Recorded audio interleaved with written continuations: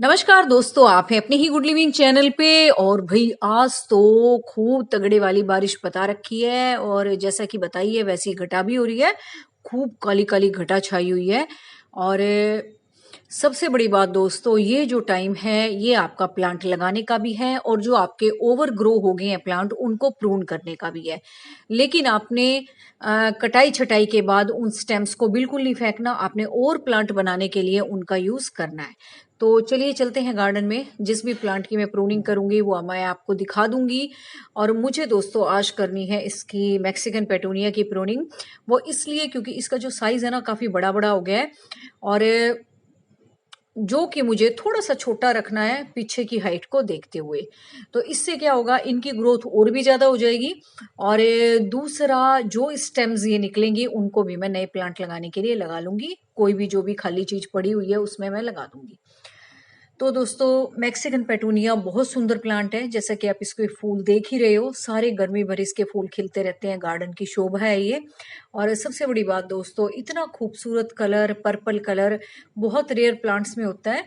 तो इसकी स्टेम्स को आपको बिल्कुल नहीं फेंकना चाहिए, नए नए प्लांट बनाने में लगाना चाहिए। जब ओवरऑल आपके गार्डन में ये फूल उगते हैं ना तो बहुत खूबसूरत लगते हैं और प्लांट्स के साथ या फूलों के साथ मिक्सअप होके भी इनका बहुत अच्छा लुक आता है। तो यहाँ की भी मैं कटाई छटाई कर रही थी, कुछ की तो मैंने काट छाट कर दी थी। फिर मुझे लगा बरसात भी आने वाली है, इससे पहले मैं अपना वीडियो भी बना लेती हूँ ताकि आप तक भी एक अच्छा सा वीडियो पहुंच जाए। और अगर आपको ध्यान ना हो बारिश में तो आप भी ये काम कर दें। तो ये मैंने कुछ देखो काट भी दिए क्योंकि काफी ऊंचे ऊंचे हो रहे थे। तो चलो जो बचे हैं वो काट के मैं आपको दिखा देती हूँ कि आपने किसी भी प्लांट की कटिंग ऐसे ही लगानी है। और मैं मैक्सिकन पेटूनिया की काट रही हूँ, आपके घर में कोई भी हो तो आप उस तरीके से लगा लेना। तो ऐसे आपने देखो, ये पेंसिल जितनी मोटी मोटी कटिंग है ना, ये तो इतनी जल्दी और इतनी अच्छी उगेंगी ना, इतना सुंदर प्लांट फटाफट तैयार हो जाएगा। कोई सीड की भी जरूरत नहीं है और फटाफट से आपके प्लांट तैयार हो जाते हैं। और तैयार होने के बाद सीधा फ्लावरिंग पे। तो कटिंग वाला मेथड मुझे बहुत अच्छा लगता है। जब कटिंग से आप प्रोपेगेशन करते हो प्लांट्स की तो वो मुझे बेस्ट लगता है बजाय कि बीज के, क्योंकि बीज कई बार खराब हो जाते हैं। तो ये देखो, ये मेरी कटाई छटाई भी हो रही है और साथ साथ ये स्टेम भी नए पौधों को लगाने के लिए, बनाने के लिए काम में आ जाएंगी। तो ऐसे ही बस आपने कटाई करनी है। ये स्केटियर से देखो मैंने काट दी और अब इसको लगाते हैं। अब लगाते कैसे हैं दोस्तों, ये देखो, चाहे कोई भी प्लांट हो, चाहे हिबिस्कस का लगा रहे हो आप, कनेर का लगा रहे हो, चांदनी का लगा रहे हो, और भी, और मुझे ध्यान नहीं आ रहे, और जो भी मर्जी समझ लो, बोगनविला समझ लो। तो ये देखो, अब ये काटने छाटने के बाद इस तरह से आपके पास एक स्टेम हो जाएगी। हर स्टेम पे इस तरह से पत्ते होते हैं।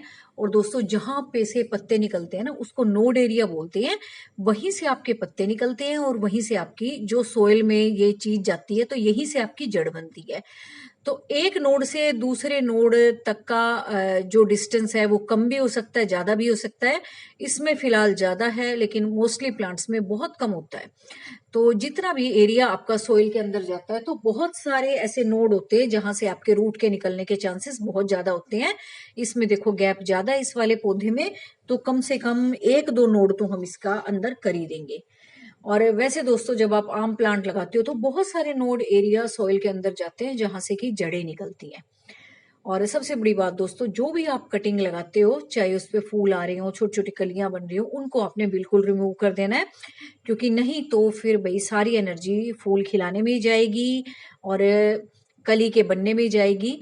और मतलब ये समझ लो कि जो एनर्जी हम स्टेम को रूट बनाने में देना चाहते हैं वो एनर्जी आपकी डिस्टर्ब हो जाएगी, कई चीजों में डिवाइड हो जाएगी। और ऐसा हम नहीं चाहते। हम चाहते हैं कि सारी की सारी इसकी एनर्जी फिलहाल कटिंग की रूट बनाने में ही लगे। तो इससे आपने ये हटा देना है। वैसे अगर देखो आप बर्ड्स भी छोड़ोगे ना, ये मौसम इतना अच्छा होता है, लग जाएगी। लेकिन क्या पता किस मौसम में कौन आदमी या औरत को ये वीडियो देख रहा हो, तो कम से कम उसकी समझ में आ जाएगा कि ये चीजें आपने हटा देनी है कभी भी आप कटिंग लगा रहे हो तो बस ये गमला मुझे खाली सा लग रहा था, मैंने कहा इसमें ही लगा देती हूँ। क्योंकि ऐसी तो बहुत सारी कटिंग निकलेंगी। अभी तो मैं देख रही हूँ गार्डन में बरसात भी आने वाली है, उससे पहले मैं अपना ये कटिंग लगाने का काम कर लेती हूँ। और बस ये ऊपर का जो फ्लावरिंग वाला एरिया है ना, ये मैंने हटा दिया है। ये देखो इस तरीके से ना। और ज्यादा बड़ी बड़ी अगर आपको पत्तियां लगे वो भी आपने देखो हटा देनी है, नहीं भी हटाओ तो बरसात का टाइम है ये ऐसी की ऐसी। अभी देखो बिल्कुल मैंने अभी आपको दिखाया ना घटा हो रही है, अभी बिल्कुल बारिश आने वाली हो रही है। और जैसे इसमें बरसात का पानी पड़ेगा ना कल परसों तो बिल्कुल स्टेबल हो जाएंगे, ऐसा लगेगा जैसे कि कोई पौधा ही लगा हुआ है, कोई कटिंग नहीं लगाई है हमने। तो ये है दोस्तों तरीका कटिंग उगाने का, मैंने ये दिखाया है, लेकिन आप बिल्कुल भी मत चूकना, कोई भी कटिंग आपको मिल जाती है इसी तरीके से आप उसको लगा लेना। ऊपर का पोर्शन अगर फ्लावर वाला पोर्शन है, कलियों वाला है, और आप कहीं से कटिंग ले आते हो उसको हटा देना।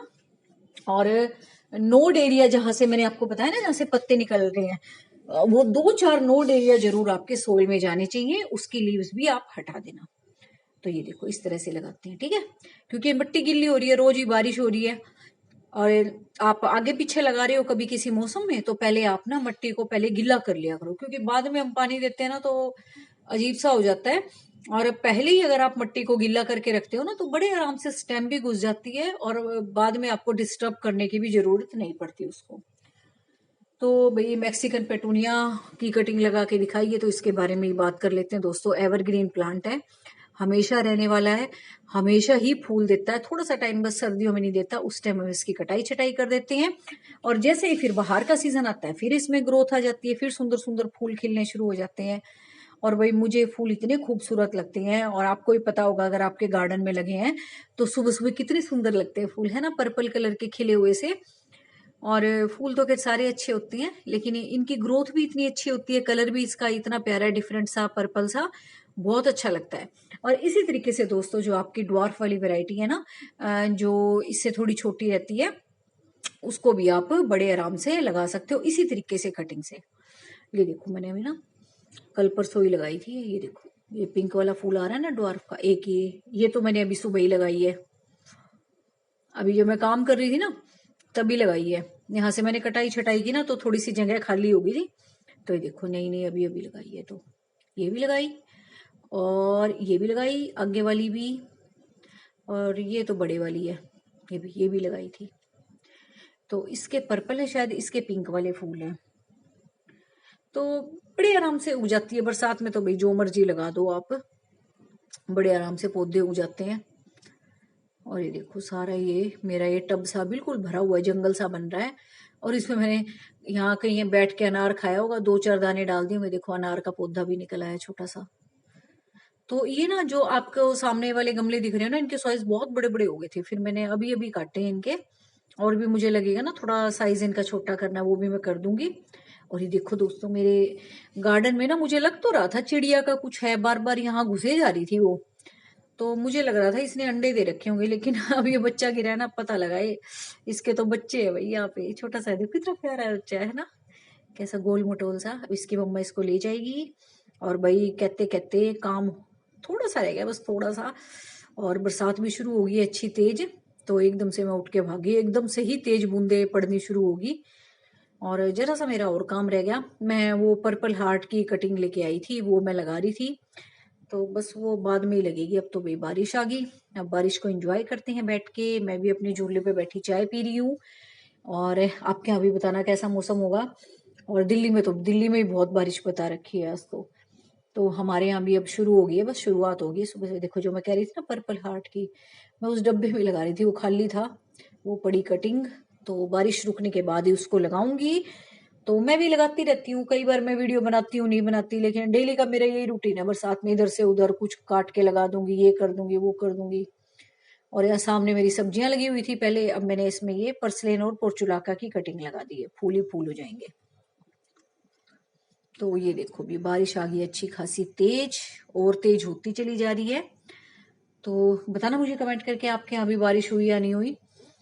तो उम्मीद है आपको आज का वीडियो अच्छा लगा होगा, और आपने भी इंजॉय किया होगा, मैं तो इंजॉय कर ही रही थी पौधे लगाते हुए।